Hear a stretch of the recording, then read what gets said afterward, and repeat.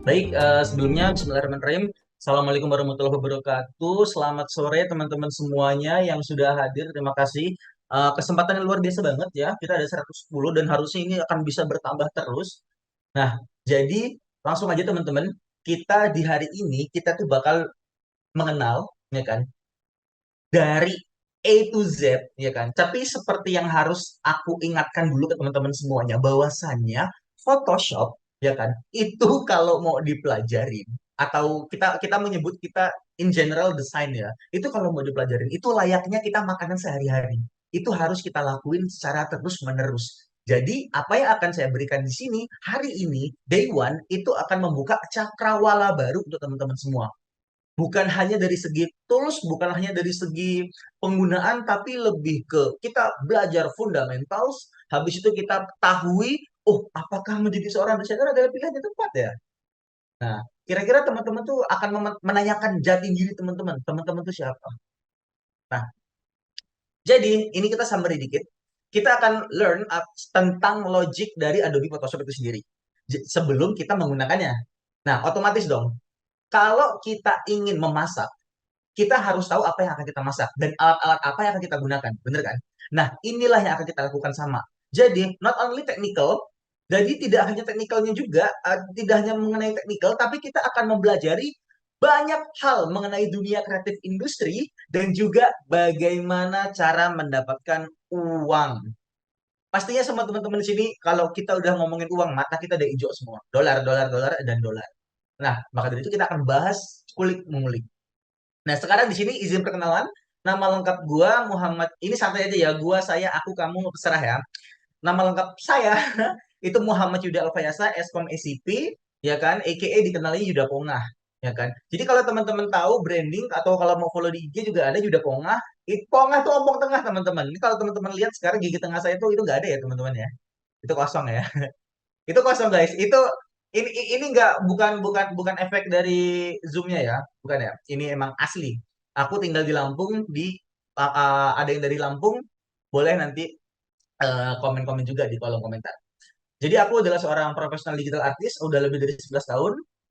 Spesifiknya di post production itu seperti video editing, animation dan juga motion graphic.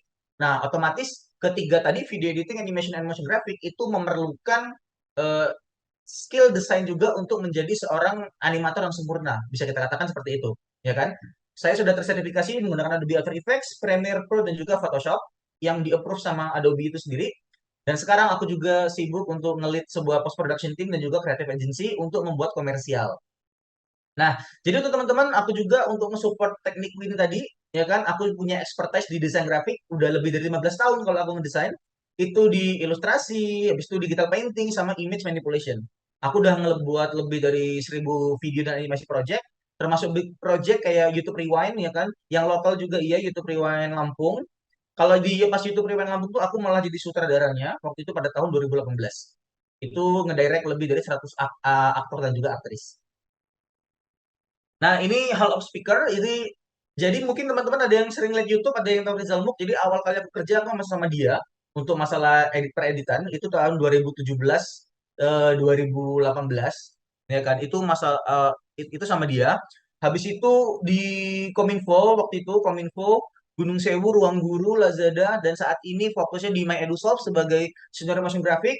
Habis itu agensiku namanya Headmasters dan juga jualan keripik pisang, ya kan. Habis itu ada kreator template di ByteDance sama ngajar-ngajar juga itu di beberapa kampus seperti ITERA. Habis itu kampus-kampus lainnya kayak waktu itu Universitas Juanda. Nah, jadi gini teman-teman, sebelum kita mulai kita punya host rules ya. Jadi kita eksklusif open discussion. Jadi feel free untuk tanya langsung, raise your hand atau enggak ngomong langsung open mic ketika aku sedang berbicara. Jadi kita mendiskusikan tentang masalah dan juga mungkin hal-hal yang tidak kalian mengerti atau kalian tidak setujui.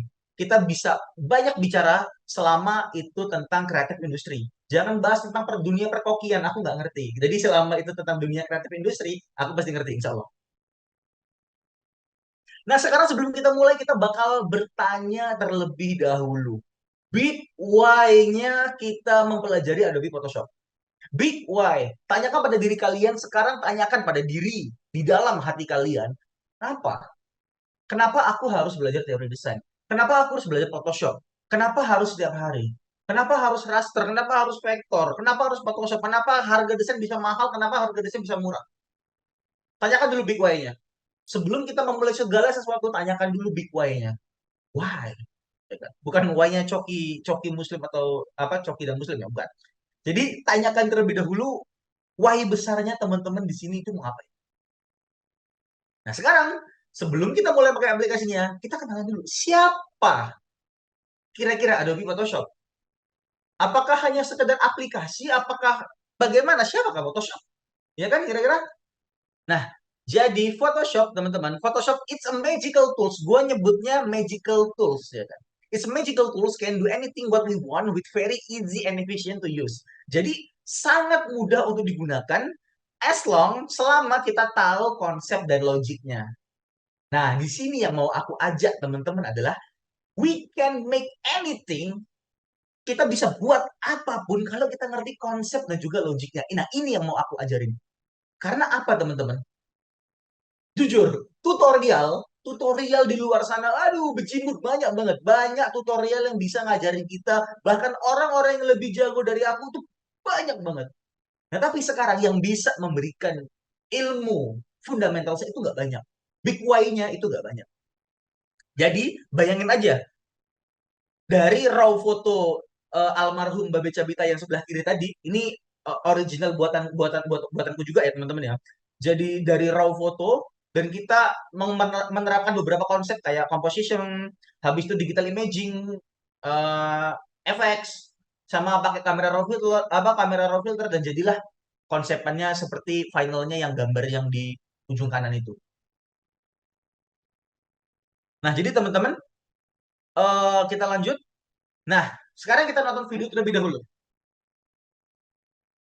Kira-kira di sini mungkin kita mengenal dulu ya, kenapa kita harus pakai Photoshop, ya kan? Kita kenal bedanya raster sama vektor.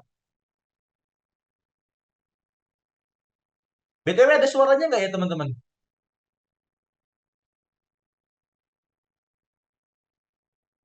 Tunggu ya, Coba di aku play. play dulu. Ada. Halo, halo. Ada nggak? Enggak ada, enggak masuk, enggak masuk. Enggak ada. Oke, bentar. Ada.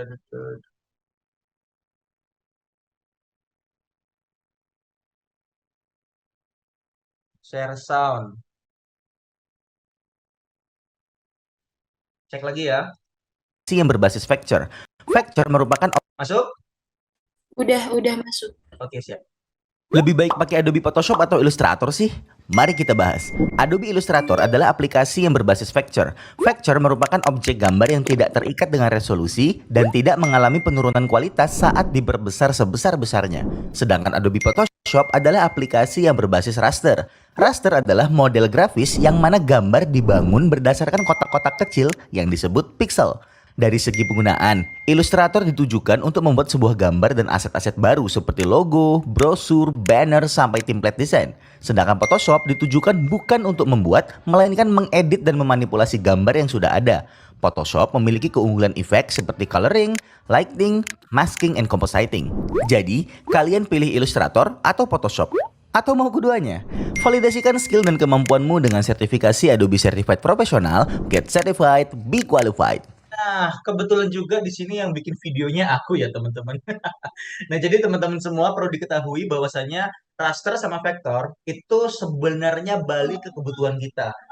Dia punya kelebihan masing-masing. Tapi sekarang gini, kalau kita belajar, kita mengetahui fundamental dari sebuah desain, kita tuh bisa tahu, oh, kalau seandainya kayak gini, nggak harus buka Illustrator bisa nih, nggak harus buka Photoshop bisa nih. Jadi kita lebih efisien. Kita bisa tahu, contoh, aku sekarang untuk dari segi kebutuhan aku nggak perlu sampai buka Illustrator karena di Photoshop bisa dan outputnya sama. Karena balik lagi, aku tahu batasan outputnya bakal sampai mana. Semua balik ke kebutuhan. Kalau kita bisa mengerjakan secara lebih efisien dan lebih efektif, kenapa tidak?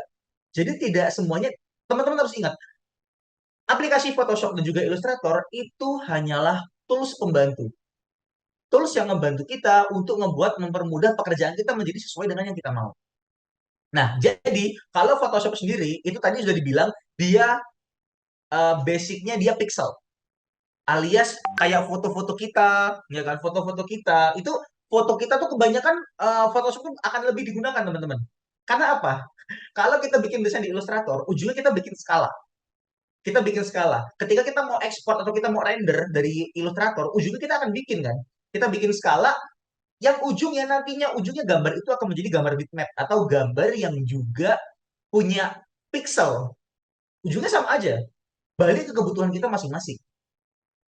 Nah, itulah kenapa kalau Photoshop itu lebih bagus tadi sudah aku concern di awal video tadi bahwasanya dia lebih cocok untuk gambar-gambar coloring, mewarnain, masking, compositing dan juga digital imaging. Nah, itulah untuk Photoshop itu sendiri. Nah, sekarang jati diri user Photoshop ya. Jati dirinya. Nah, kira-kira apa iya teman-teman? Photoshop itu dipakai sama desainer. Emang siapa desainer itu? Apakah teman-teman sudah yakin terhadap Photoshop itu sendiri? Apakah teman-teman yakin benar-benar akan menggunakan these tools untuk kehidupan sehari-hari teman-teman? Nah, sekarang kita jawab dulu secara fundamental. Tanyakan ke teman-teman, apakah teman-teman sudah yakin? Sekarang coba jawab teman-teman. Teman-teman kalau ada yang bisa on mic, boleh on mic. Kalau ada yang mau jawab di komentar, boleh juga jawab di komentar. Menurut kalian, apakah jenjang karir seorang desainer itu bisa menjanjikan untuk jangka panjang dan juga dari segi pendapatan? Kira-kira. Clue pertama, masa iya sih? Masa iya nih? Misalnya, silakan ada yang mau ngomong? Clue pertama, masa iya? Misalnya nih, Kak Valen, kakak mau ngedesain terus sampai akhir karirnya. Kalau usia udah 40 tahunan, kreativitas kita akan kalah dong sama yang lebih muda. Terus sekarang udah ada AI. Berarti para desainer tidak menjanjikan dong. Itu clue satu. Clue kedua, menurut survei, ini survei, berarti nyata ya. Menurut survei resmi dari HRD Bacot tahun 2022, gaji orang kreatif seperti desainer itu kecil banget dan masuk kategori gaji terendah. Mediannya itu cuma 5,4 juta dan maksimal di 7,5 juta. Nggak menjanjikan dong ya. Mending BUMN ibaratnya. Nah sekarang coba jawab teman-teman. Kira-kira gimana? Oh silakan, Kak Lukas angkat tangan. Saya ingin menanggapi tentang clue 1 ya. Di sini clue 1 ini ada mencatat kayak kreativitas kalau usia udah 40-an, kreativitas kita akan kalah sama yang lebih muda. Terus sekarang udah ada AI. Nah, itu tergantung dari cara kita mempergunakan kedua hal tersebut, yaitu kreativitas dari anak muda dan juga AI. Kalau misalkan kita hanya sekadar memperlihatkan gambar dari si AI, tentu apa ya? Mungkin ada beberapa orang yang kayak, wah, keren banget ya. Tapi ada juga beberapa orang kayak, ih, apaan nih? Ini kok bagus sih, bagus. Cuman kok ada yang janggal ya. Ya. Karena terus juga kalau dengan menanggapi tentang kreativitas anak muda gitu. Karena kan setiap kita sorry, maaf. Kita perhatiin lah. Ini kan setiap anak muda di Indonesia ini kan itu punya latar belakang budaya yang berbeda-beda. Ada yang baik, ada yang jahat. Kita cukup hanya mengambil bagian dari sisi baiknya aja. Kalaupun ada yang sisi buruknya, ya kita ya cerna baik-baik aja dan kita menanggapinya dengan baik-baik aja gitu. Jadi kalau dari AI, ya kalaupun ada yang salah ya kita perbaiki. Karena AI pun sekalipun memiliki kemampuan yang tidak dimiliki oleh manusia, AI juga memiliki kelemahan juga yang emang itu ternyata itu kemampuan dari manusia itu sendiri gitu. Everything has its pros and cons-nya gitu. Bahkan kalau itu mengenai AI gitu, ada beberapa orang gitu dia bisa nebak gitu. Ini gambar ini emang dia yang ngedit sendiri atau emang bikinan AI gitu. Dalam artian matanya itu jeli banget gitu. Gitu maksud saya. Oke. Thank you Kak Lukas. Kita kasih tepuk tangan dulu untuk Kak Lukas. Kira-kira ada yang mau berpendapat lagi teman-teman? Aman ya? Oke. Jadi yang dijawab Kak Lukas itu bakal aku sampaikan juga di next lagi. Jadi ini juga tolong tanemin dulu ke teman-teman. Teman-teman jawab dulu. Kira-kira dari segi untuk jangka panjang hidup teman-teman dan juga dari segi pendapatan, kira-kira bisa ngasih kita makan atau enggak? Kira-kira, ya kan? Nah, berarti jadi desainer nggak worth it dong. Hmm, kalau kita ngomongin tadi pendapatan dan juga kita ngomongin jangka panjang. Tapi, nah ini jawabannya ya teman-teman. Tapi, nggak worth it itu bagi mereka yang belum mengenali jati diri sebenarnya dari seorang desainer. Jadi pastikan terlebih dahulu apakah benar jalan ninjamu, hidupmu, pilihan hidupmu untuk memilih sebagai desainer itu sudah tepat. Ada beberapa pembelaan. Salah satunya yang diomongin dengan Kak Lukas juga. Aku mau menanggapi yang dibilang Kak Lukas itu benar banget. Karena apa? Layaknya gambar Mona Lisa. Gambar Mona Lisa. Gambar Mona Lisa itu teman-teman tahu pasti Mona Lisa ya. Pasti tahu Mona Lisa ya. Gambar Mona Lisa. Ya sekarang alangkah ada banyaknya tiruan, alangkah ada banyaknya, tapi akan tetap berbeda yang asli. Jadi di sini peran peran pengguna, peran user, AI just a tools. AI hanyalah tools yang ngebantu pekerjaan para desainer. Hasilnya akan jelas berbeda. Tetap saja AI hanya tools. Sekarang pembelaan pertama, kenapa desainer itu menjanjikan? Di zaman yang semakin modern dan canggih ini, seluruh perusahaan produk, jasa, profit, non-profit, swasta, bahkan pemerintah butuh yang namanya desain. Zaman sekarang. Pembelaan kedua, tidak semua orang kreatif. Ya, nggak semua orang itu kreatif. Nggak semua orang bisa ngedesain. Jadi profesi sebagai seorang desainer itu sangat dibutuhkan dalam kebutuhan promosi dan juga marketing di era yang sekarang ini. Sekarang pembelaan ketiga, kalaupun ada AI pada era seperti sekarang itu hanyalah tools yang malah membantu profesi kita. Desainer menjadi lebih efektif dan juga efisien. Jadi gini, kenapa aku tadi menyampaikan bahwasanya apakah menjadi seorang desainer itu pilihannya tepat? Jadi kemarin aku ngajar di ITERA.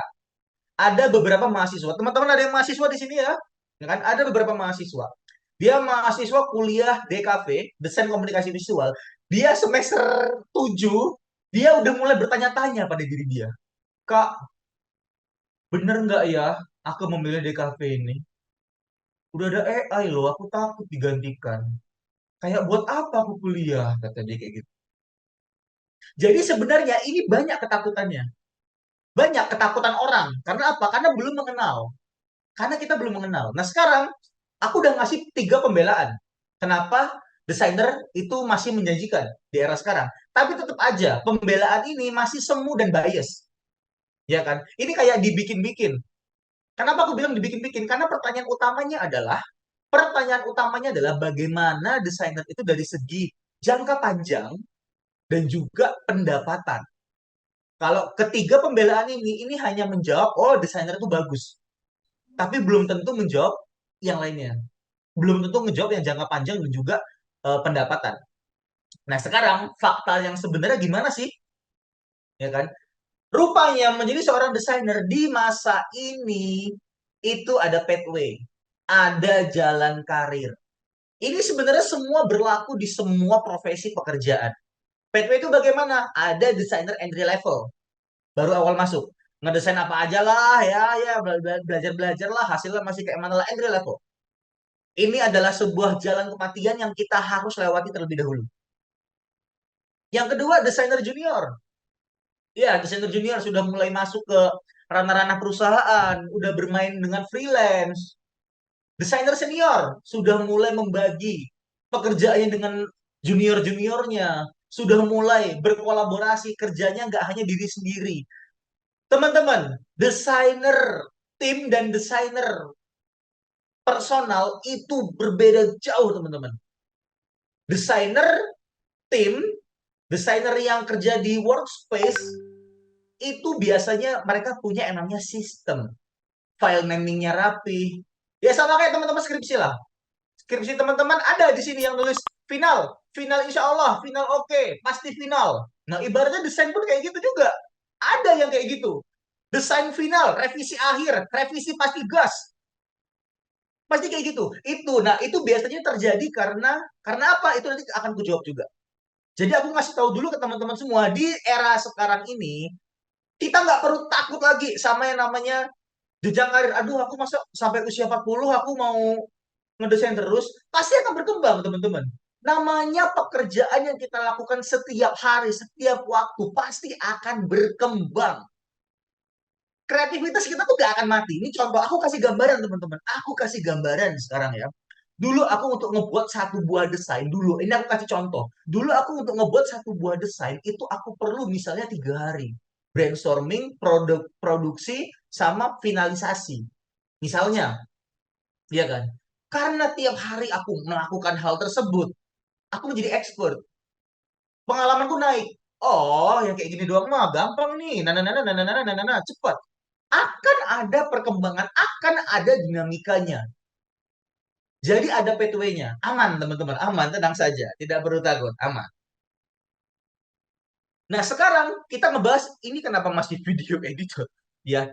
Jadi ada ya seorang desainer, ya kan? Desainer atau ini kita ngomong kreatif industri ya. Kita ngomong kreatif industri. Ada 2 tipe. Tadi kan aku bilang ada yang dia kerjanya berantakan, ada yang kerjanya rapi. Kita kenal sama orang yang self-taught. Siapa nih kira-kira nih nanti yang self-talk aku cerita ya. Nanti siapa nih kira-kira? Kan? Self-talk itu adalah seorang kreatif entrepreneur yang terlahir secara otodidak dan lebih cenderung memiliki jenjang karir yang cukup lama untuk ke tahap yang lebih atas karena ia fokus mengembangkan portofolionya, teman-teman. Self-talk itu aku. Aku adalah contoh orang yang self-talk. Aku nggak kuliah di kafe. Aku nggak SMA di SMA kesenian. Aku nggak kuliah di ISI Yogyakarta. Tapi aku bisa berteman dengan orang-orang isi Yogyakarta. Program atau proses yang kulalui itu panjang banget. Ya kan? Karir petnya. Aku belajar dari hobi awalnya. Study by hobbies. Yang kedua, aku ngerjain project, street project. Street project itu maksudnya orang-orang yang di lingkunganku, entah siapa kamu. Sini aku kerjain projectnya. Ibaratnya ngerangkak. Aku nggak punya kenalan orang-orang yang jago desain, aku nggak punya kenalan orang-orang yang hebat, nggak punya.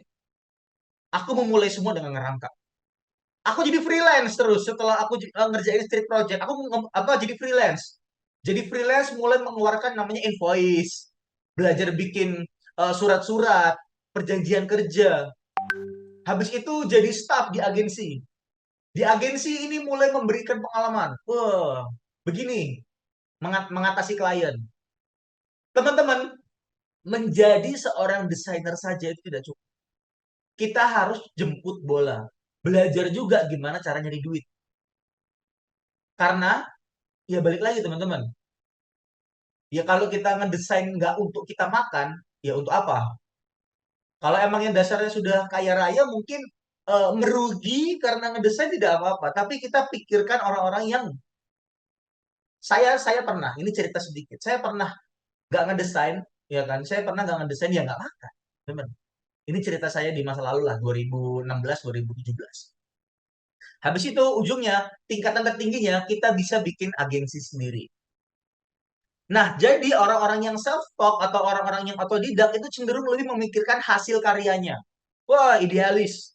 Berantakan dalam foldering dan project naming. Itu cenderung biasanya ke situ. Makanya kalau teman-teman yang, kalau emang yang belajar dari hobi, emang teman-teman yang belajar dari ini, biasanya tuh berantakan banget. Bahkan tekniknya itu, misalnya ya, masking ya kan. Masking itu ada cara mudahnya ya kan. Tapi orang yang otodidak itu karena nggak punya kenalan, nggak punya ini segala macam, dia tuh menerka-nerka. Oh kayak gini. Atau teman-teman tipe yang kedua, educational, yaitu seorang kreatif industri, ya kan, video editor, desainer yang melalui pendidikan khusus. Yang melalui pendidikan khusus memiliki kesiapan untuk langsung terjun ke dunia industri dan ilmunya tidak sekedar edit, tapi juga bagaimana mengelola sebuah tim. Ini penting teman-teman, ya kan? Jadi teman-teman sekarang itu ngelola apa? Teman-teman mendesain doang. Nggak bisa, teman-teman. Di sebuah perusahaan, di sebuah tim, banyak orang bisa ngerjain. Ini pengalaman cerita aku ketika aku kerja di ruang guru dulu. Ketika aku bekerja di ruang guru, banyak orang-orang yang ilmunya lebih baik daripada aku dari segi desain, dari segi video editing. Banyak hal itu banyak yang lebih hebat. Tapi apa manajer bilang? Apa yang membedakan? Ya kan? Apa yang membedakan? Yaitu adalah bagaimana kita mengelola sebuah project team. Bagaimana kita tahu, oh expertise aku di sini. Oh kalau aku lebih efisien begini, lebih cepat begini. Nah, karir path-nya biasanya orang-orang yang educational itu belajar education. Emang dapat pendidikan formal. Habis itu internship. Nah, ini banyak nih internship sebagai desain grafis di perusahaan-perusahaan atau di UMKM. Banyak. Habis itu karir ready. Karir ready apaan? Karir ready itu berarti orang yang sudah siap secara industri. Nah, kalau di Microsoft sendiri itu banyak. Di Microsoft sendiri itu rata-rata karir ready. Karir ready setelah mengambil sertifikasi Adobe Photoshop. Itu biasanya karir ready. Jadi kalau seandainya sertifikasi itu materi-materinya, ya kan, yang bahkan dari Adobe sana, ya kan, itu tuh materinya itu dia lebih lebih ke nggak semua teknikal.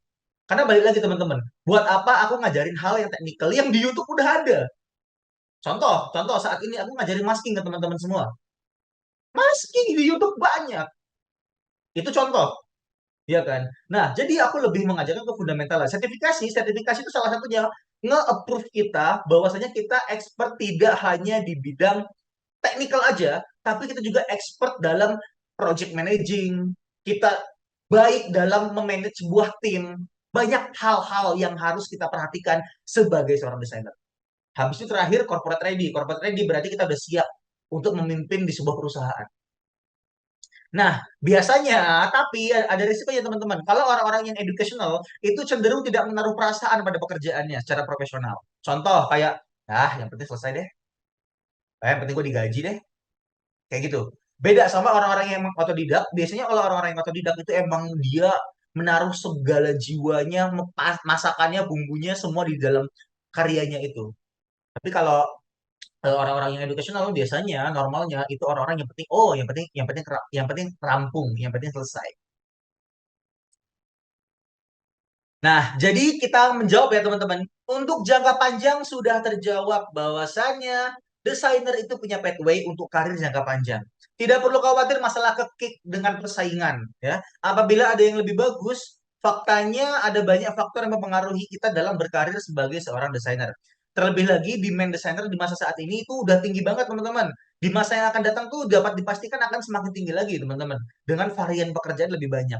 Di sini desainernya teman-teman apa cuma desain poster doang kan nggak mungkin. Di zaman sekarang itu udah banyak banget teman-teman. Udah ada desain landscape. Tadi Kak Fiona desain eh, interior ya kayaknya ya kayak Kak Fiona ya.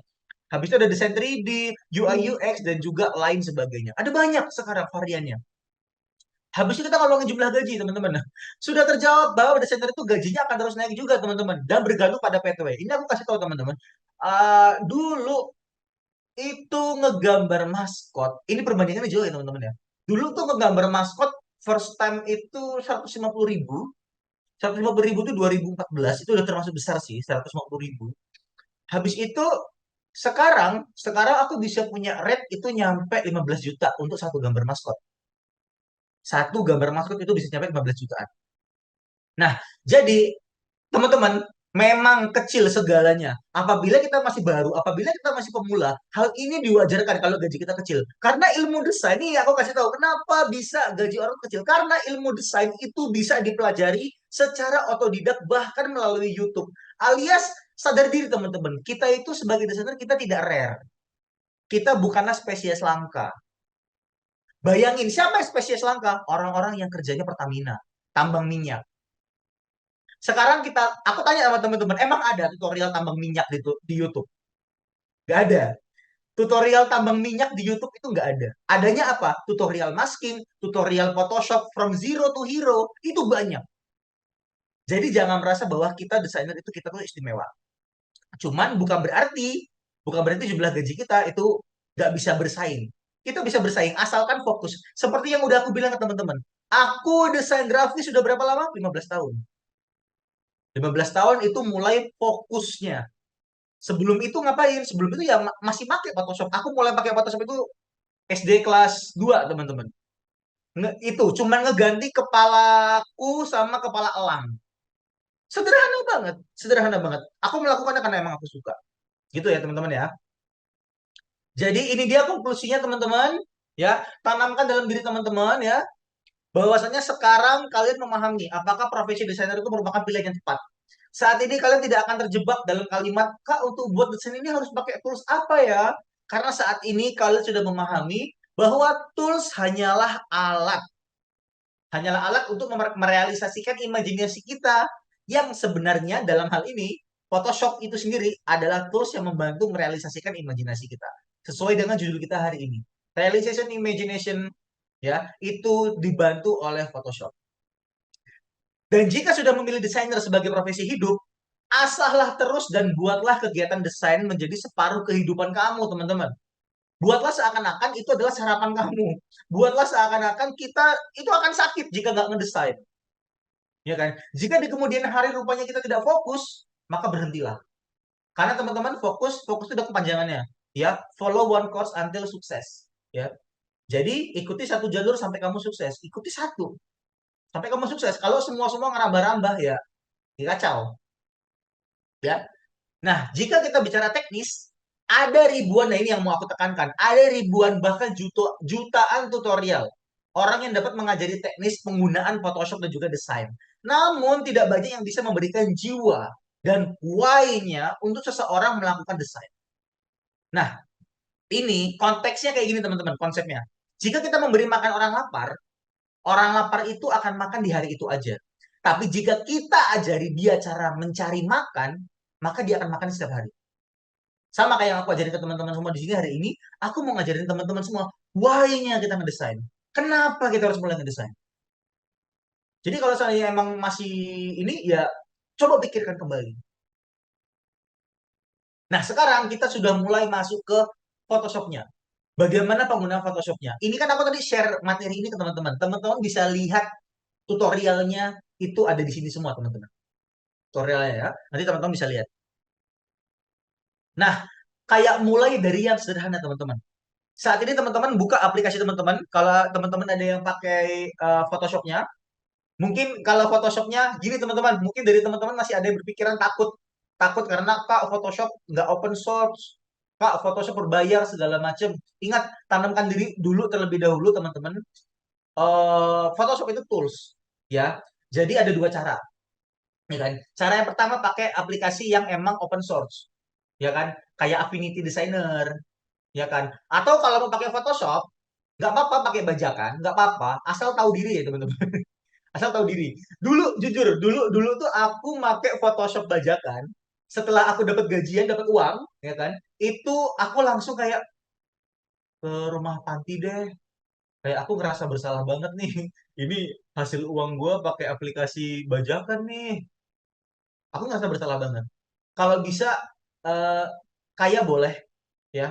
Kaya boleh. Kehilangan hati kemanusiaannya jangan. Kalau bisa ya. Nah, jadi dimulai dari, kalau teman-teman sekarang ada yang buka aplikasi, ya kan? Jadi kita tuh kalau kita mau membuka project kita atau kita mau membuka gambar, itu ada tiga cara, teman-teman. Cara yang pertama itu teman-teman bisa langsung pergi ke file, ya kan? Pergi ke file yang kayak gambar yang di kanan atas, pergi ke file, habis itu pilih open. Nah, nanti ketika teman-teman pilih open, teman-teman tinggal pilih gambar yang mau teman-teman import. Kemudian cara yang kedua, itu teman-teman dari file explorer teman-teman yang ingin teman-teman masukin ke Photoshop. Misalnya teman-teman dapat nih gambarnya kayak yang digambar itu ada gambar doc, ya kan? Itu langsung klik kanan aja dan pilih open with Adobe Photoshop. Oke. Dan cara yang ketiga ini cara yang paling gampang, teman-teman. Cara yang paling gampang yaitu teman-teman bisa opening file langsung drag and drop aja. Drag and drop aja. Nah, BTW, ini ada sedikit tips, teman-teman, ya. Sedikit tips untuk teman-teman semua. Aku mau coba sambil nunggu sambil buka Photoshop dikit, ya. Jadi teman-teman tuh juga bisa copy image langsung dari Google. Kalau teman-teman pakai Google ya, itu teman-teman bisa langsung copy image. Copy image itu seperti apa, Kak? Copy image itu jadi teman-teman klik kanan dari image-nya, klik kanan, copy image, itu langsung teman-teman paste, teman-teman paste di Photoshop, itu langsung keluar. Itu juga bisa. Itu cara mudahnya juga untuk menggunakan aplikasi Adobe Photoshop. Habis itu, oke. Sekarang cara buat kanvas. Nah, ini aku mau ngejelasin dikit tentang resolusi, teman-teman. Ya. Di 2023 ini standarnya 2023 ya, standar resolusi itu tuh sekarang di Full HD alias 1080 pixel, ya kan? Nah, teman-teman, jadi sekarang ini fun fact-nya, resolusi zaman sekarang ini ada kejadian lucu nih, teman-teman. Ini hanya cerita aja ya. Fun fact, resolusi adalah faktor utama yang membuat gambar kalian itu kalau dikirim ke WA tuh pecah. Ya kalau kita para desainer kita ngerti lah. Kita para desainer ngerti kalau kita ngirim gambar melalui WhatsApp pasti gambarnya akan terkompres, ya kan? Nah, sekarang aku ngasih ilustrasi aja nih ke teman-teman semua. Misalkan aku di sini punya kertas, ya kan? Sekarang kertas ini segini ya, itu ukurannya 1080 pixel, ya. 1080 pixel.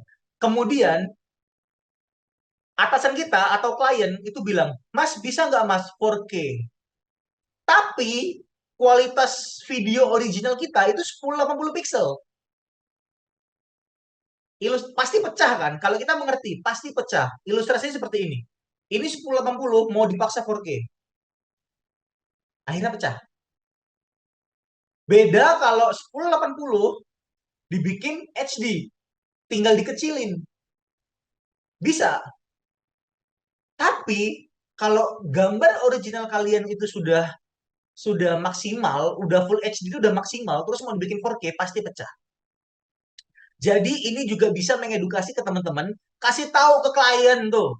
Kasih tahu, bisikin telinganya, tiup angin, fuh gitu, ya. Kasih tahu klien, kasih tahu atasan teman-teman bahwasanya apa-apa jangan kirim WA, pecah. Teman-teman bisa upload di Drive, di Google Drive. Teman-teman bisa bikin cloud yang terserah teman-teman lah, yang teman-teman suka, yang tidak perlu proses compression. Sekarang ada yang tanya kemarin, Kak, kalau emang tahu mengurangi kualitas, kenapa harus dikompresi Kak di WA? Balik lagi, WA itu sosial media. Yang dibutuhkan apa? Efisiensi dan efektivitas. Butuh cepet. Kalau seandainya kita ngirim gambar original di WA, lama ngirimnya. Ya kan? Sedangkan WA kan menjual apa? Menjual kecepatan dan ketepatan. Jadi ibaratnya tinggal kirim gambar, dikompres, langsung kekirim. Langsung masuk. Silakan Kak Lukas. Sebetulnya sih bisa sih kita kirim gambar ke WA. Cuman kan kita kirim gambar tersebut jangan sebagai image atau picture gitu. Melainkan kita mesti kirim gambar tersebut itu sebagai file biar eh, kualitas gambarnya itu nggak pecah. Ini saya sudah coba beberapa kali gitu dan begitu saya mengirimkan file gambar sebagai sebuah dokumen itu kualitas gambarnya nggak pecah. Saya udah coba itu. File itu emang dia menjaga originalitas. Karena kita kirim file, ya kan? Iya, But the problem is adalah masalah folderisasi dan masalah manajemen filenya. Jadi kalau kita pakai cloud, ya kan, itu file rapi. Udahan. Aku kasih gambaran ya teman-teman ya. Tunggu, aku buka ini, aku share screen, aku ganti dulu. Aku bakal buka Google Drive yang aku miliki saat ini, ya kan?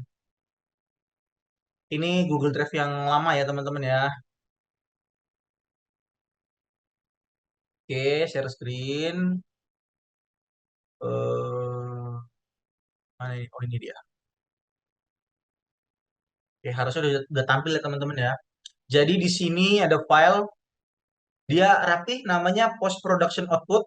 Ada tahunnya di sini. Kita klik 2023. Di sini contoh ada bulannya, ada Januari. Nah, di Januari ini rapi semua teman-teman. Ada tanggal, ada bulan, tanggal, tahun, 010123 kunci progress bar. Ini output doang di sini. Nah, ini hasilnya. Oh, video yang ini Reels. Oh, video yang ini short. Oh, video yang ini YouTube, YouTube konten. Jadi semua file sudah terorganisir secara rapi. Back lagi, jadi orang kalau mau nyari itu enak. Projectnya tuh ter-track, di-track dengan sangat mudah. Oh, project yang ini waktu itu, misalnya nih, atasan kalian minta, project kita yang awal tahun kemarin mana? Misalnya, tinggal buka file Januari. Tinggal buka file Januari, pilih. Oh, kayaknya kemarin tanggal 7. Oh, ini nih, ada nih Oh, ini ada tanggal 5 ada nih ads branding. Ini filenya lengkap udahan di sini. Nah, jadi itu salah satu kelebihannya emang bisa untuk file, tapi kan untuk managing dirubah untuk supaya managing file menjadi lebih rapih. Itu aja sih sebenarnya. Nah, kemudian balik lagi kita ke si Photoshop ya. Kita balik lagi ke si Photoshop. Nah, untuk Photoshop itu sendiri, itu ada tadi kita cara bikin kanvasnya. Aku buka Photoshop kan tadi kan ya. Oh iya, aku buka Photoshop. Tunggu ya teman-teman. Aku di sini ngebuka Photoshop. Share screen aku ganti lagi. Share screen-nya ke Photoshop. Nah, baik. Ini adalah tampilan Photoshopku, ya kan? Nah, jadi kita akan bikin kanvas. Ini nih normalnya kalau mau bikin kanvas selalu kita new file di sini ya. Kita klik new file yang di sebelah kiri. Nah, habis itu di sini tadi sesuai yang udah aku pelajarin tadi, yang udah aku sharing tadi, bahwasanya untuk panjang dan lebar kita itu kita harus kita sesuaikan panjang sama lebarnya. Nah, normalnya teman-teman juga harus hafal. Kalau teman-teman bikin full HD, ya, kalau teman-teman bikin full HD, maka dari itu panjang kali lebarnya itu teman-teman harus hafal. Oh, kalau full HD itu berarti 1920 dikali 1080. Misalnya kayak gitu, ya kan? Terus teman-teman bisa langsung klik create. Atau kalau teman-teman nggak mau ribet, teman-teman bisa cari nih di sini ada preset di sini. Ada yang formatnya film, nih ada HDTV 1080 pixel. Habis itu kalau teman-teman mau yang formatnya printing, juga bisa di sini ada letter, ada legal, A4, bahkan ada A4. Jadi ada banyak cara untuk kita ngebuat sebuah kanvas. Nah, yang terpenting itu adalah kita mengenali kanvas kita dulu. Jadi sebelum kita bikin project, kita harus tahu, oh, gua ini mau bikin project apa sih? Project yang gimana sih? Itu harus tahu dulu, teman-teman. Oh, projectnya begini. Oh, oke, oke, oke, gitu. Jadi teman-teman harus nyari tahu dulu. Oh, gini cara bikinnya. Habis itu kita balik lagi ke materi.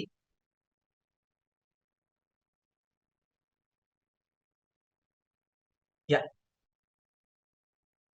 jadi tadi teman-teman udah paham ya masalah resolusi tadi, ya kan? Jadi standarnya di tahun 2023 kemarin itu pakai pakai Full HD. Sampai sekarang Full HD masih oke karena 4K itu masih terlalu buat buat gua ya di beberapa perusahaan dan juga di beberapa klien 4K itu masih terlalu besar. Too much. Kecuali emang industrinya bergerak di bidang yang emang eh, pemakaian itu aplikasinya besar. Nah, itu pakai pakai Full HD zaman sekarang tuh cukup banget. Nah, sekarang kita mengenali teman-teman. Ada apa aja sih tampilan-tampilannya nanti di Photoshop? Alat tempur kita di Photoshop itu apa aja? Alat tempur kita di Photoshop. Jadi alat tempur kita di Photoshop seperti kita lihat di sini ada tampilannya, ya kan? Di sini ada Sandy, ya kan? Ada Sandy kawannya SpongeBob, ya. Nah, di situ ada menu bar. Yang ini menu bar. Menu bar itu rombongan kita klik file, edit, image, menu bar di bar yang paling atas. Bawahnya ada control panel, ya kan? Biasanya control panel ini akan berubah-ubah tergantung tools yang kita pilih di sebelah kiri. Di sebelah kiri ada toolbar, teman-teman bisa lihat.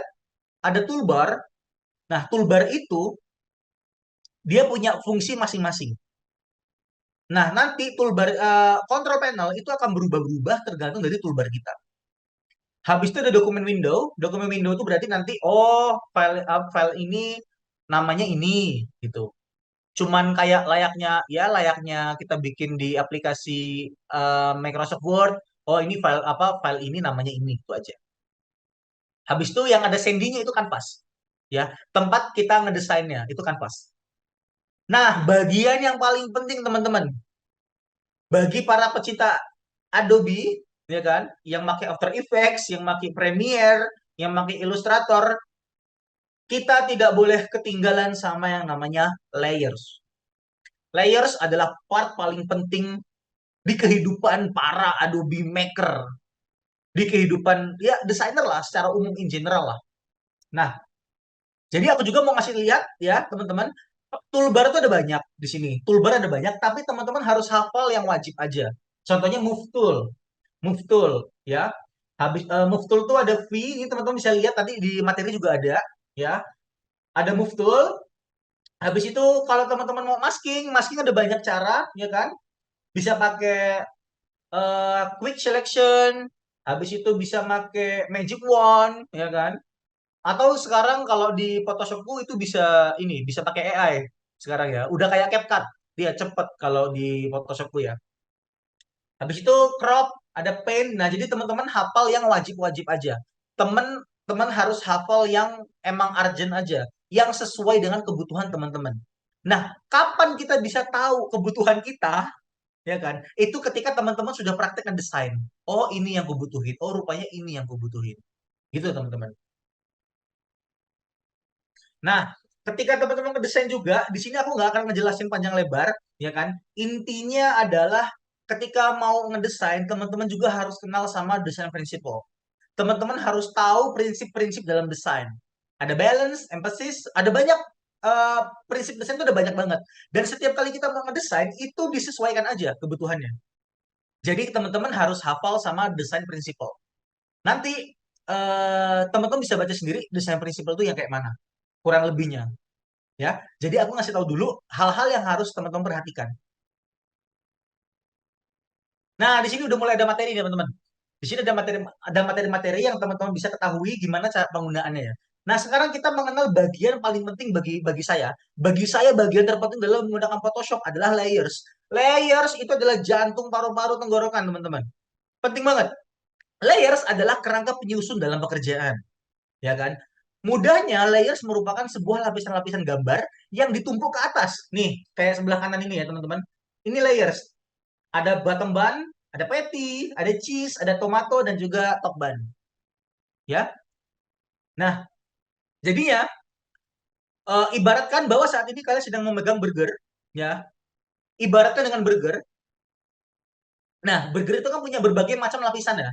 Secara pandangan mata, kalau kita lihat dari paling atas nih ya, kalau kita lihat dari paling atas, ini kan, paling atas kita tuh kita ngeliat apa di burger? Ada roti, ya kan? Jika roti kita singkirkan ada apa? Kita akan melihat tomat.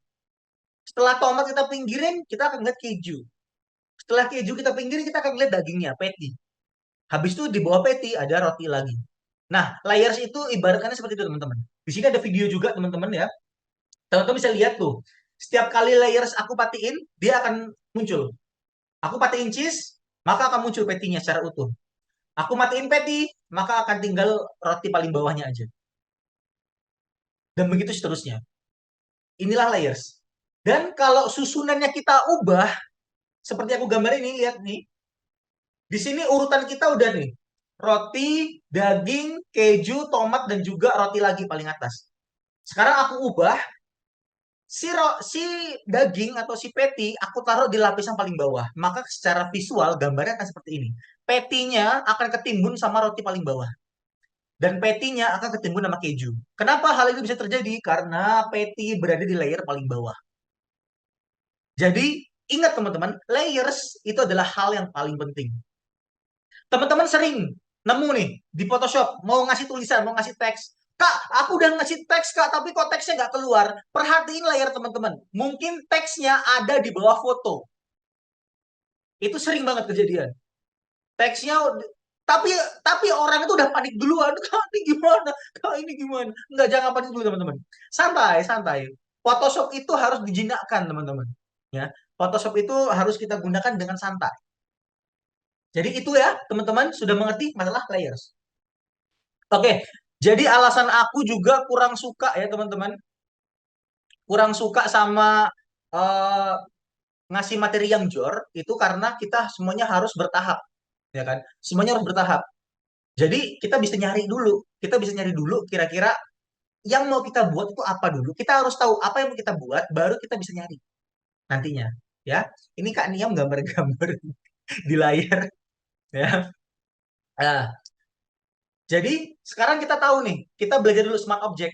Smart Object merupakan fitur yang membuat layer kalian itu menjadi memiliki beberapa keunggulan. Ya, tadi kan kita udah belajar tuh apa tuh layers, ya kan? Sekarang kita harus tahu layers kita itu bisa berubah jadi Smart Object, ya kan? Nah, kalau Smart Object itu memiliki beberapa keunggulan. Cara membuatnya, cara bikin Smart Object ya, nih perhatiin nomor satu. Nih, di video kita itu ada dua peti. Peti atas dan juga peti bawah. Ya. Peti yang atas, aku klik kanan, kemudian pilih Convert to Smart Object. Nah, maka lihat layers kita ada yang berbeda kan, layer kita. Layer yang Smart Object itu semacam ada icon filenya. Semacam ada icon filenya. Sedangkan yang bawah itu nggak ada ikonnya, dia biasa aja. Dia biasa aja. Terkesan kayak yang atas istimewa, nggak juga ya teman-teman ya. Yang bawah itu nggak ada ikonnya. Nah sekarang bedanya apa teman-teman? Kita lihat lagi. Nah ini yang 2A. Beberapa keunggulan yang dapat ditemui adalah A, Smart Object. Smart Object itu menjaga kualitas saat gambarnya dikecilkan atau dibesarkan kembali. Contohnya kayak mana? Nih, lihat teman-teman. Tuh, kelihatan ya, peti yang atas itu aku kecilin. Peti yang bawah juga aku kecilin. Peti yang atas Smart Object, peti yang bawah nggak Smart Object. Lihat hasilnya. Yang atas aku gedein lagi, bertahan. Yang bawah pecah. Oke? Jadi itu keunggulan Smart Object. Ya. Jadi Smart Object itu bisa menjaga kualitas saat dikecilkan dan dibesarkan kembali. Sekarang, nah parah banget ini pecah. Nah sekarang dengan Smart Object, ketika kita memberikan efek atau filter, itu bisa diedit lagi teman-teman. Wah keren banget. Nih kita lihat. Yang atas aku kasih efek. Aku kasih efek display apa nih? Twirl misalnya kan.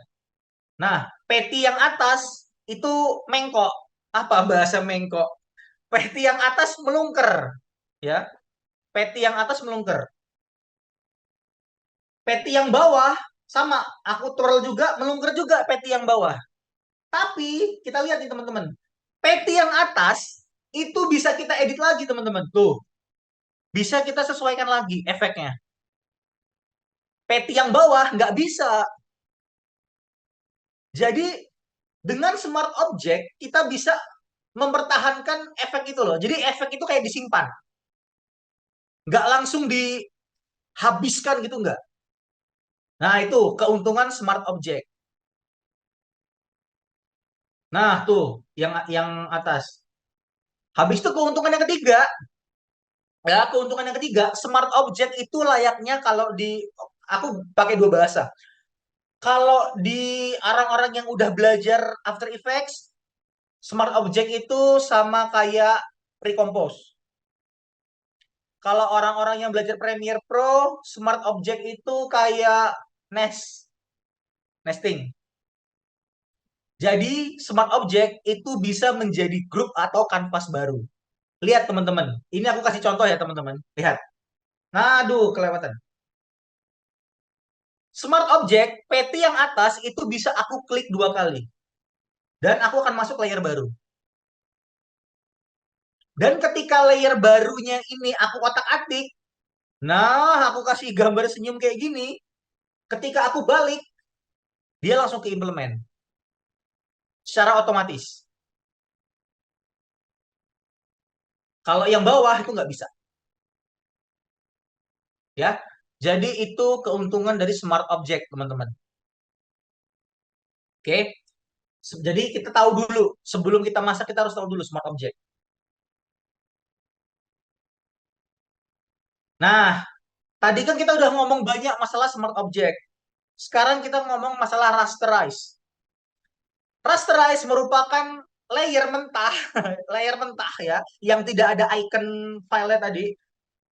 Itu merupakan layer mentah yang tidak memiliki keunggulan seperti Smart Object. Namun, nih ada namunnya teman-teman. Rasterize layer itu lebih fleksibel dan lebih ringan. Gak berat teman-teman. Wah, Smart Object itu berat teman-teman kebetulan. Makanya tadi dia bisa menyimpan banyak fitur. Ya. Nah, kenapa rasterize layer itu sangat ringan untuk digunakan? Karena saking tidak bermanfaatnya WKWK nih saya tulisnya di materi saya.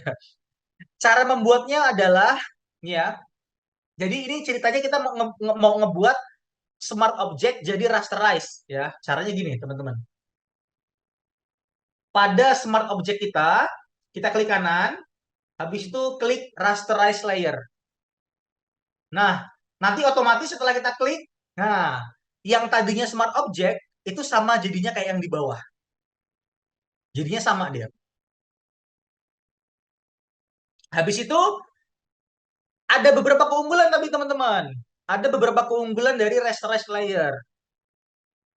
Yang A, dengan rasterize layer yang biasa ya, kita nyebutnya layer biasa sama layer istimewa. Layer yang biasa itu ringan, tidak bikin Photoshop teman-teman berat. Photoshop itu berat teman-teman. Berat dia, banyak maunya. Ya. Habis itu, kalau rasterize itu bisa dicoret-coret. Ya, bisa dicoret-coret. Ini contohnya nih. Nah, kalau smart object, tuh ketika kita mau nyoret-nyoret, akan muncul notifikasi. This smart object must be rasterized. Jadi nggak bisa dicoret-coret, teman-teman. Kalau smart object. Tapi kalau layer biasa, itu bisa. Nih, kita ganti ke layer biasa. Nah, bisa dicoret-coret. Tapi kalau smart object, itu nggak bisa dicoret-coret. Nah, paham ya? Jadi tadi ada smart object, ada rasterized layer. Tipe layer ada dua, smart object dan juga rasterized. Kenapa aku harus ngajarin ini? Biasanya orang-orang akan ngajarin dasar banget kayak gimana cara open file, langsung ngedit segala macem. Tapi menurut aku kalian pahamin dulu tentang layer. Karena apa? Layer itu udahlah. Layer itu senjata tertingginya umat Photoshop. Senjata tertingginya. Jadi aku akan sedikit berbeda daripada mentor-mentor lain. Aku akan lebih mengutamakan teman-teman untuk memahami tentang layer, smart object dan juga rasterize. Nah, sekarang setelah kita memahami layer, fitur Photoshop yang paling sering digunakan sekarang, masking atau selection. Sorry, salah. Selection itu menseleksi, ya. Masking itu menghilangkan yang udah kita seleksi. Seleksi itu kita contoh nih. Teman-teman sekarang lihat gambar sebelah kanan. Ini India cakep sisinya itu udah diseleksi. Lihat garis-garis putih yang mengelilingi si India cakep sisi ini, itu disebut seleksi. Nah, yang bergerak-gerak ini. Nah, itu disebut seleksi. Tujuannya seleksi apa? Ya kan? Nah, ini kita baca, ya kan? Selection merupakan proses menseleksi subjek menggunakan tools tertentu. Seperti Magic Wand Tool, Quick Selection Tool, Lasso Tool, dan juga Pen Tool. Ya kan? Setelah seleksi selesai dilakukan, kalian bisa memilih nih, apakah subjek hasil dari seleksi ingin dipisah dari background, atau mungkin malah ingin dihapus. Jadi tergantung teman-teman.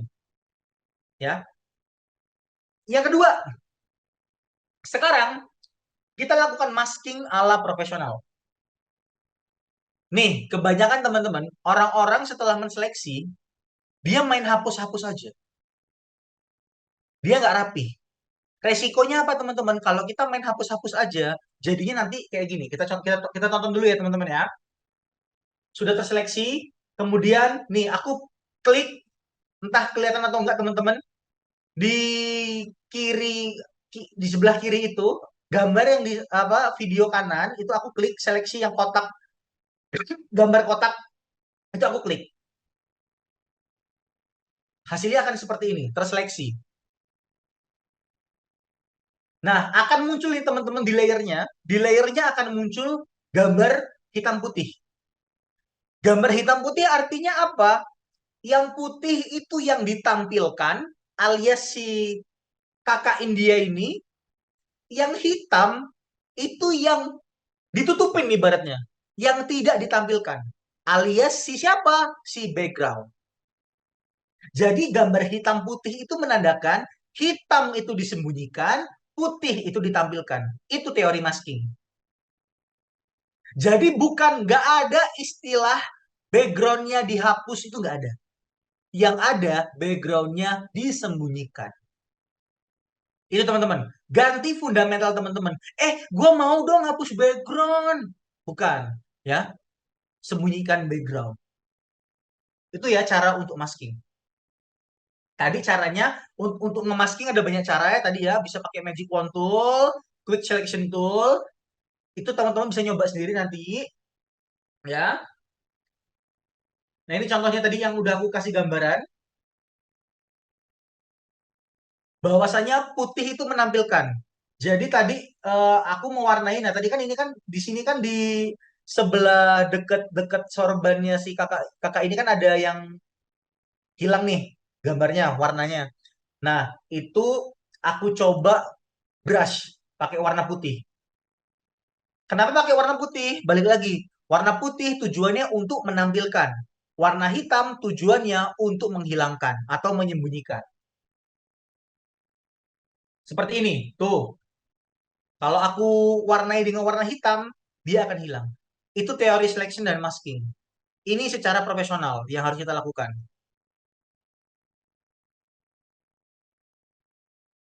Baik, nanti di sini teman-teman bisa ngelihat ya teman-teman ya, ada materi sisanya ya di sini. Ada materi sisa di sini aku mau ngajarin juga teman-teman dasar kita deh, dasar kita di day one ini belajar bikin kayak gini nih teman-teman. Sorry, bikinnya kayak gini nih.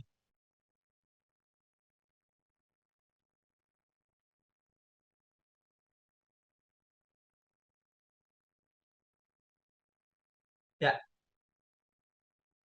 bikin yang seperti ini. Stroke text ya. Bisa lihat tuh teman-teman, udah ke masking ya, udah ke masking tapi ada tulisannya ada dua. Ini aku udah ngasih panduannya di sini secara utuh ya. Teman-teman bisa pelajari. Kalau ada yang bingung bisa langsung tanya ke aku. Oke? Ini juga masih ada materi lainnya ya. Cuman ingat, bayangin teman-teman, yang aku kasih tahu dari tadi adalah dasar dari dasar. Kalau dari dasarnya teman-teman masih pecah pala, pelan-pelan berarti. Berarti pelan-pelan. Oke? Baiklah. Kalau gitu mungkin eh, sampai sini dulu. Karena ingat kalau aku mau ngomongin Photoshop, teman-teman, isi kepalaku ini setiap hari Photoshop. Bangun subuh Photoshop. Bangun habis mandi Photoshop. Photoshop terus setiap hari. Jadi apapun yang ingin kalian tanyakan teman-teman bisa tanya langsung. Jadi kalau mau ngomongin Photoshop itu nggak akan ada habisnya.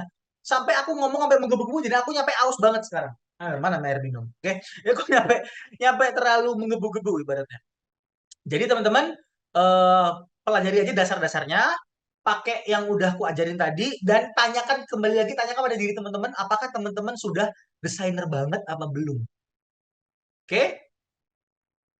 Baiklah, mungkin itu aja dari aku. Kita bakal ketemu lagi di day 2. Di day 2 itu kita bakal belajar gimana cara dapetin uang.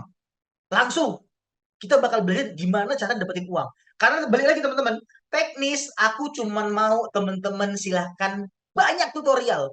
Bahkan aku ngasih dasarnya di sini. Di PPT ku ini aku ngasih dasar. Silahkan. Langsung aja aku yang kedua, hari kedua kita belajar cari uang.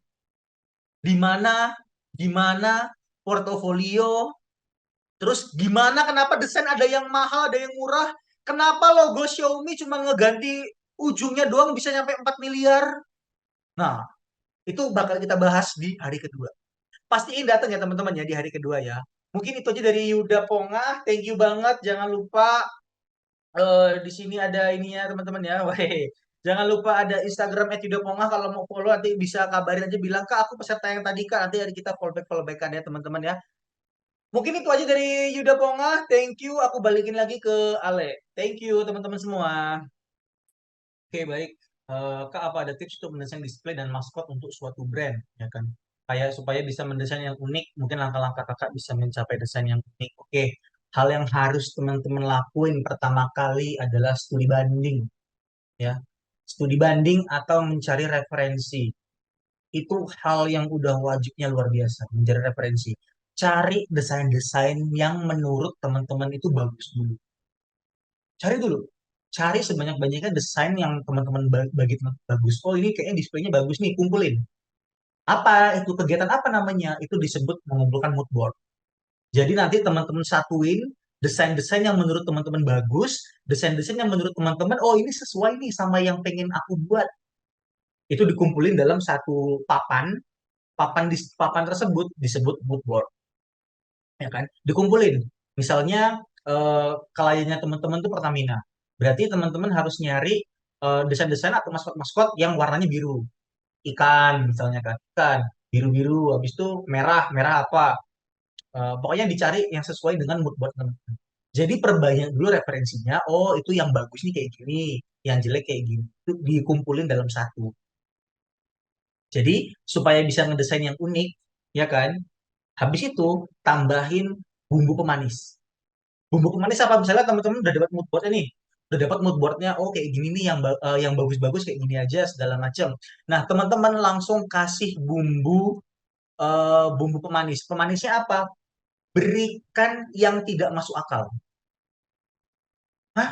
Maksudnya gimana sih kak? Kok berikannya tidak masuk akal? Jadi gini, contoh. Mau terlihat unik, harus terlihat beda. Kasih yang tidak masuk akal, tapi masih nyambung dari segi cerita. Contoh, teman-teman mau bikin maskot hiu, ya kan? Teman-teman mau bikin maskot hiu. Nah, taunya hiunya itu untuk Taman Nasional, misalnya, ya kan? Hiunya untuk Taman Nasional. Nah, selain hiu di situ rupanya ada binatang lain, misalnya gajah, ya kan? Bikin si apa hidung hiu itu menjadi belalai. It's unique, it's unique. Terlihat gila, iya, tapi it's unique dan itu keren, gitu ya. Thank you untuk yang nanya pertama, keren pertanyaannya ya. Oke, baik. Pertanyaan selanjutnya nih, Kak. Langkah awal untuk personal branding yang tepat gimana nih, Kak, menurut pengalaman Kak Yuda? Tentukan niche, tentukan niche. Itu hal pertama yang harus teman-teman lakukan. Tentukan konten teman-teman itu mau ke arah mana, branding teman-teman mau ke arah mana. Dulu saya itu arukan. Konten masak aku buat, konten ini aku buat, A, B, C, D, E semua aku buat. Semakin banyak konten yang kita buat, berarti konten tersebut malah bukan untuk siapapun. Tapi malah konten kita kalau seandainya kita mengarahnya hanya sesuai dengan passionnya dan hanya satu mengarahnya, itu udah pasti aman. Jadi tentuin dulu niche-nya. Habis itu, yang kedua, ya kan, setelah menentukan niche, mulai. Mulai. Sekarang ada CapCut. Mempermudah editing, efisien, efektif. Jadi, setelah punya niche, langsung mulai. Gak ada rumus lain. Itu udah rumus auto viral. Next, thank you. Pertanyaannya bagus. Semua tergantung budget. Balik lagi, semua tergantung budget. Jika dia mau profesionalnya dalam artian, oh, tanyakan kepada klien, ya kan? Kliennya mau yang bagaimana? Kalau seandainya dia mau bener-bener yang original work, pekerjaan yang original, maka seluruh asetnya silakan bikin dari awal. Nah, tapi ingat, harga aset juga, harga bikin aset itu kalian inputin. Jangan sampai tidak. Makanya harga project itu bisa mahal karena bikin asetnya banyak. Tapi kalau seandainya harga bikin asetnya nggak dihitung, ya nggak usah. Berarti pakai template aja. Jadi itu yang membedakan teman-teman. Project bisa murah, project bisa mahal. Project boleh murah, boleh pakai template, boleh. Boleh. Jadi semua tergantung perjanjiannya. Nah, jadi balik lagi. Apakah untuk menjadi desainer harus membuat semua asetnya? Enggak juga. Tapi kalau bayarannya masuk, silakan bikin semua. Lebih original work. Kalau aku jujur, kalau aku untuk pekerjaan personal ya, berarti untuk kepentingan Instagramku atau untuk kepentingan hidupku sendiri, aku akan bikin semuanya dari nol. Kenapa? Karena aku idealis. Aku mau karyaku ya karyaku, nggak mau pakai template gitu. Tapi kalau ada project, projectnya ini nih nominalnya cukup, ya kan? Nominalnya cukup, kayaknya pakai template bisa. Silakan pakai template. Tapi kalau nominalnya bener-bener unik, harganya kayak harganya miliar, ya kan? Wah, bikin walaupun video cuma 1 menit, ya kan? Rela, kalau aku rela ya mau bikin dari nol scratch, wah, nyampe akhir, nggak apa-apa. Jadi disesuaikan ya teman-teman. Pertanyaan bagus. Next, bisa banget. Karena balik lagi tadi kalau kalau teman-teman ngedengerin ya, konklusi yang aku buat tadi adalah they just a tool. Mereka semua hanya tool, ya. Emang bener. Aku pernah ketemu sama orang yang nyata kalau seandainya dia migrasi aplikasi itu perlu belajar.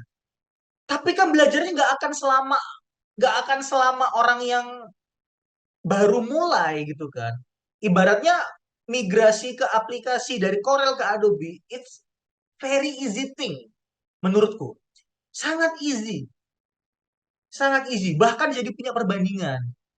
Jadi tanya bisa apa nggak bisa banget. Karena balik lagi, yang aku ajarin tadi di day one ini itu adalah konsep, konsep dan juga logiknya. Jadi ibaratnya aku bukan ngajarin dari tadi ya kalau teman-teman perhatinya dari tadi aku bener-bener kayak Photoshop just a tool sama Corel juga just a tool jadi bisa banget. Thank you. Ini siapa yang nanya ini raise hand ini curhat ini mah. Oke.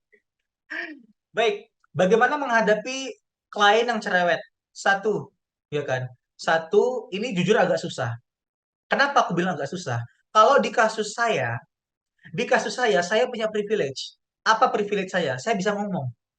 Saya bisa mengedukasi orang, ya kan? The problem is kadang orang cuma bisa desain doang, ya kan? Itu yang problem. Makanya tadi aku bilang ke teman-teman, entah teman-teman denger atau enggak, aku tadi bilang desainer nggak cuma harus ngedesain doang, harus bisa pitching, harus bisa ngomong, harus ngerti marketing, harus ya ya banyak hal yang harus menunjang tuh harus bisa. Jadi kalau saya satu tunjukkan profesionalitas, ya kan?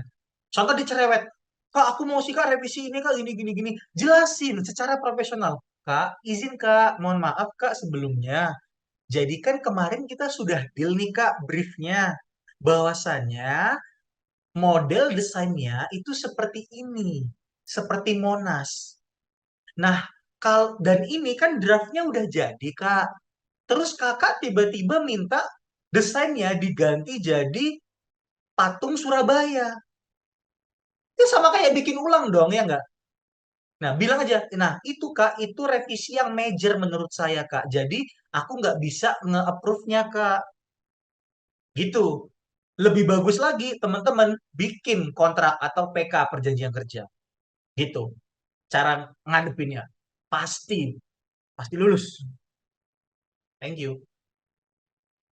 Oke, baik. Terima kasih banyak Kak Yuda atas jawabannya. Oke, mungkin kita bisa next ke pertanyaan selanjutnya.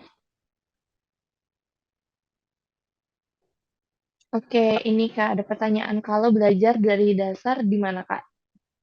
Semua belajar dari dasar ya. Semua belajar dari dasar. Oke. Semua belajar dari dasar. Dan dasar yang harus kalian ikutin itu bisa kalian temuin sekarang di YouTube. Ada banyak. Jadi kalau ditanya kalau mau belajar dari dasar gimana? Buka aja YouTube deh. Tutorial Adobe Photoshop dari dasar. Bahasa Indonesia. Selesai. Kalau seandainya mau, tapi balik lagi, resiko yang akan teman-teman terima adalah teman-teman tidak akan belajar fundamentalnya seperti saat ini. Saat ini aku memberikan konsep dan aku memberikan logik ke teman-teman semua.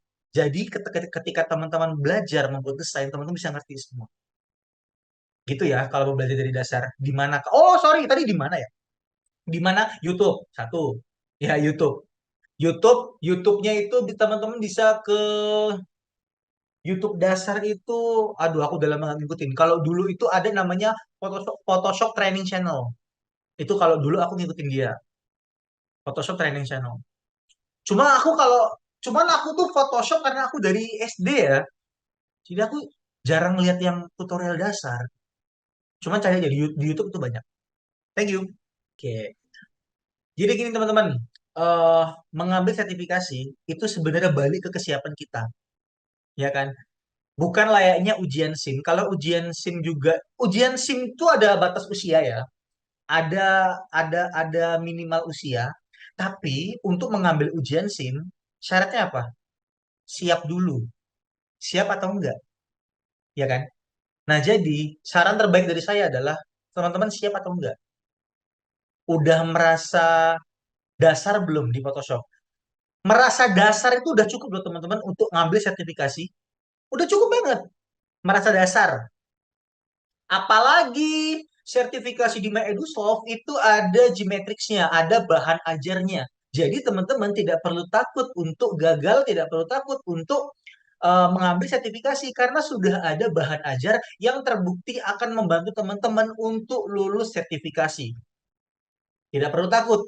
Kenapa aku berani bilang gini? Karena aku adalah saksinya. Aku yang menjalani dan aku yang merasakan. Bukan karena aku karyawan MyEdusoft. Sebelum aku masuk MyEdusoft pun, aku sudah tergila-gila dengan, wah, keren, ada sertifikasi Adobe. Itu ya teman-teman ya, itu harus di-note. Thank you.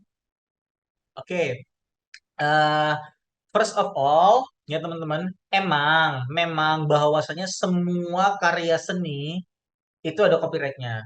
Semua karya seni. Kalau gambar sudah pernah masuk Google, kalau teman-teman ngambil gambar dari Google, ingat teman-teman, Google hanyalah sebuah bank data. Yang ditampilkan Google itu adalah yang diupload oleh seseorang di website tertentu. Nah, gimana kalau website tertentu itu rupanya berbayar? Maka teman-teman akan terkena copyright.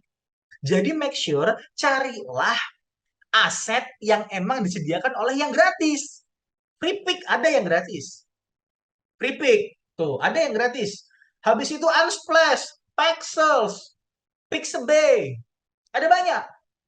Ya kan? Jadi, iya. Jawabannya iya. Bisa kena copyright. Apalagi kalau project apa aset elemen-elemen yang teman-teman ambil itu untuk komersial. Aduh, kacau, bisa dipenjara teman-teman. Bisa dipenjara, hati-hati. Ya kan? Terus pertanyaan keduanya, walaupun udah dimodif atau diedit-edit di Photoshop, berapa persen, teman-teman? Berapa persen dieditnya? Kalau cuma ganti warna, jangan. Kalau cuma ganti warna, jangan. Kalau bisa merubah secara struktur sampai 50%. Itu minimal. Baru aman. Kalau udah dimodif, aman. Harusnya. Rubah struktur sampai 50 sampai 70%. Thank you. Luar biasa yang bertanya, keren. Banyak banget meme-meme di luar sana, memes ya, banyak banget memes di luar sana yang gambarin kayak memes kayak gini kan. Gue desainer, gue pakai Photoshop, keren. Gue desainer, gue pakai Affinity, keren. Gue desainer, gue pakai Canva terus digebukin. Enggak, teman-teman. Balik lagi ya, teman-teman. Canva, ya, Canva itu adalah tools. Sama konsepnya sama, Canva tuh tools. Jadi kalau seandainya emang mempercepat proses, ya tidak apa-apa dong. Kalau mempercepat proses tidak apa-apa. Karena apa? Biasanya yang pakai Canva tuh kalau kita perhatiin nih, yang pakai Canva, semua tuh di era sekarang ya, semua itu ada masanya, semua itu ada tempatnya. Contoh, kalau yang pesen atau kliennya UMKM dan juga range harganya tuh murah, pakai Canva aja teman-teman, nggak capek, langsung jadi. Kalau kliennya Pertamina, kliennya klien-klien yang besar, yang secara advance, butuh tools yang memadai, tools yang susah, baru pakai Photoshop, dan harganya juga pasti akan mahal. Jadi semua tergantung kebutuhannya, teman-teman. Jadi kalau teman-teman nanya sama saya, menggunakan Canva, saya juga pakai Canva. Jangan salah. Saya juga pakai Canva untuk bikin PPT. Bayangin teman-teman, aku bikin PPT pakai Photoshop. Capek kali. Ya kan? Jadi semua tergantung daripada kebutuhannya teman-teman. Ya, Photoshop itu digunakan untuk apa? Kebutuhannya, cari efisiensinya. Tapi balik lagi, fiturnya akan berbeda. Fitur di Canva terbatas, fitur di Photoshop, it's everything, it's magical. Kalau di Photoshop. Itu aja ya dari aku ya. Thank you teman-teman. Gila, ini pertanyaannya keren-keren semua nih. Masih ada puluhan lagi nih. Kayaknya nanti aku minta ya Ale ya. Aku juga pengen baca-baca nih. Ini keren banget pertanyaannya. Keren-keren. Thank you, thank you, thank you.